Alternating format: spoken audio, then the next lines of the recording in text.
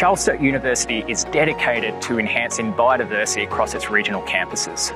Over the past 20 years, we have committed more than 330 hectares to conservation efforts, forming a strong foundation aligned with national priorities and global frameworks such as the Kunming-Montreal Global Biodiversity Framework. Our progress is driven by meaningful partnerships with internal business units, local councils and local community groups. Through initiatives like Biodiversity Month and National Tree Day, we integrate student, staff and community engagement with ecological enhancement and monitoring.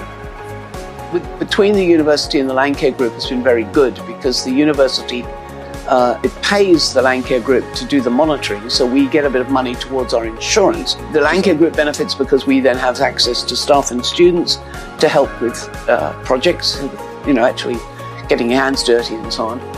So there's big benefits both ways in having a partnership like that.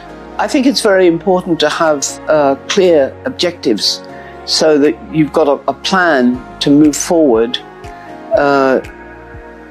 knowing what you're going to be able to achieve year by year and making sure that that's well resourced. Make sure that the institution has partnerships with the community.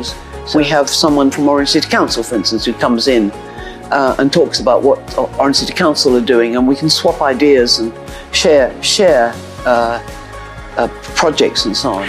These efforts support our ambitious goal of allocating 30% of core land to biodiversity improvement by 2030 while fostering long-term environmental stewardship.